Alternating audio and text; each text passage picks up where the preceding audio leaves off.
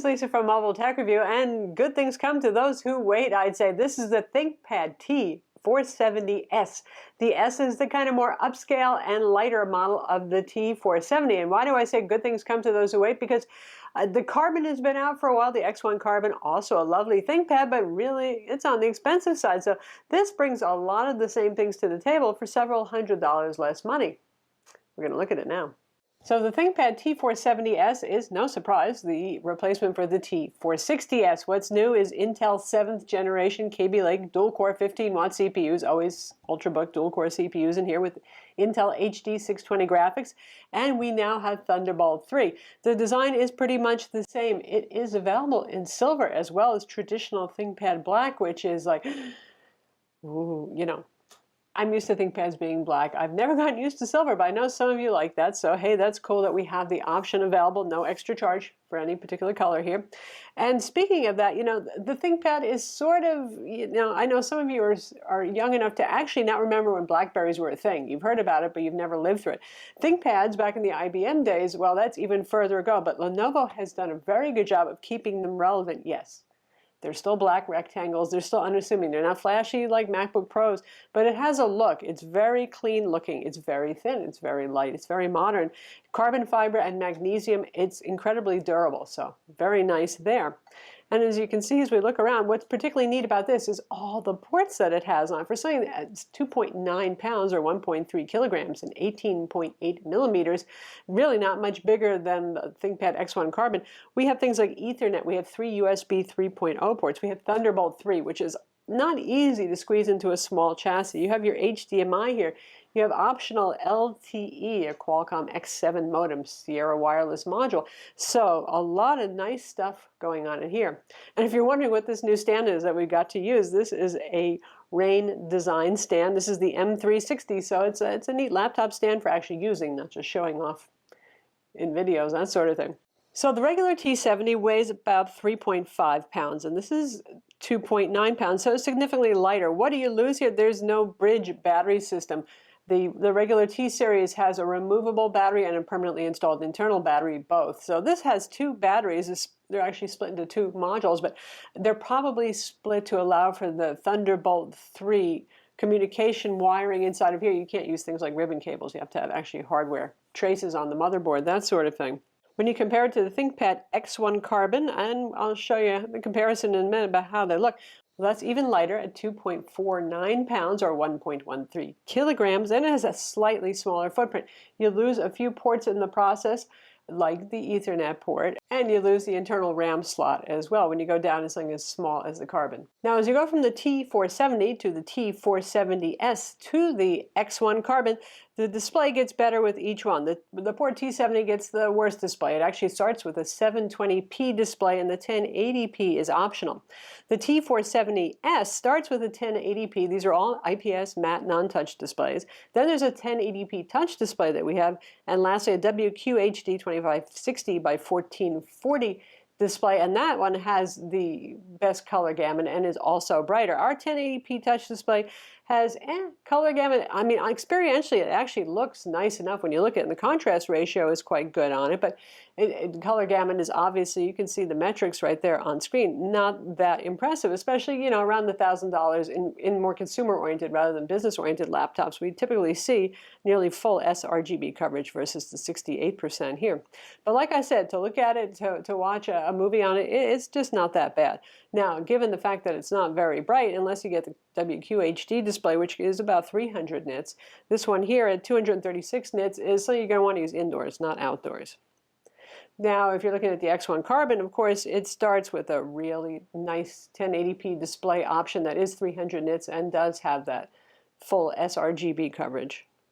When it comes to performance, these are available with Core i5 and i7 dual-core CPUs. There's a vPro options as well if you want. So you got the 7200U, the 7300U, the 7500U, the 7600U, so on.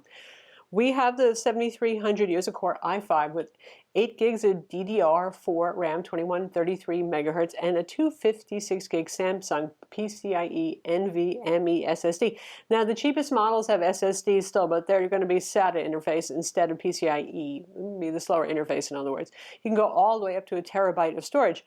The architecture here is interesting. You know, a couple of years ago, we saw a lot of laptops that had 4 gigs of RAM soldered on board, which this does have, and a RAM slot. And we haven't seen that as much lately. Well, it's here in this model, and Lenovo's been doing that with some like ThinkPad X1 Yoga, some of their models. So our 8 gig model has 4 gigs soldered on board onto the motherboard and a 4 gig RAM module. So that's set up as dual channel because you got 4 gigs. Identical. You can go up to 20 gigs, and in fact, even if you order it from Lenovo, you can, if you put a 16 gig DDR4 module inside. So there's a little versatility there in terms of RAM upgrades. You got the usual Intel 8265 AC Wi-Fi with Bluetooth 4.1. That's Intel's higher end adapter, and it performs well here. Now, in terms of CPU performance and graphics, well, it's Intel HD 620 graphics, like any Ultrabook. Yes, it has a Thunderbolt 3 port, so in theory, if you wanted to, you could use an external Thunderbolt 3 graphics amplifier, but if you're looking at gaming, the CPU will be the bottleneck there. I just don't really get the idea of using Ultrabooks with external Thunderbolt 3 graphics amplifiers. That said, the CPU performance on this and benchmarks is very strong. Lenovo's done a good job with that. Now, one thing that I did notice is that when it was running, say, PC Mark 8, it wasn't going all the way to max turbo boost when both cores were being engaged, which is interesting. And it looks like they have their thermal ceiling set a little bit low, like 75 degrees centigrade, where 100 is the max allowable. Despite that, it managed very high scores, and it doesn't get loud and it doesn't get hot to the touch. In fact, it is quieter than the X1 Carbon. Because the X1 Carbon is even smaller, well, you know, the smaller it is, the louder it's going to get. So the X1 Carbon had sometimes an annoying fan. This one, it would kick on for moderate usage, but it's not particularly loud. So it really, I wouldn't call that an issue. The keyboard on this, as with most ThinkPads, is about as comfy as you can get. No weird, super low travel things going on here. You have ample key travel, you have excellent damping, you have the smile-shaped keys. I mean, this is a typist dream, and yeah, it's backlit with the usual FN plus spacebar to turn on backlighting. You have the NavPoint trackpoint pointer for you ThinkPad aficionados who've been using that or used to it, and a normal trackpad that behaves really well on this. If you opt for the optional fingerprint scanner, which isn't a big spend, that's going to be to the right of the trackpad on this.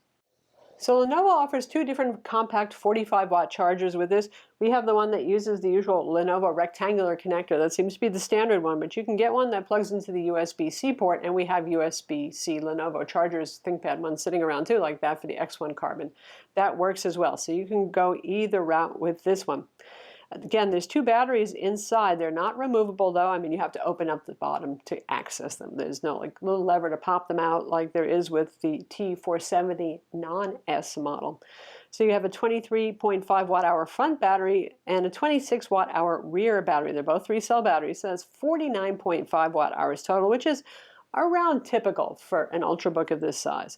Now, Lenovo claims up to 12.5 hours runtime, and obviously it's going to depend on which CPU you have and which display you have, generally touch, or higher resolution panels will require more power.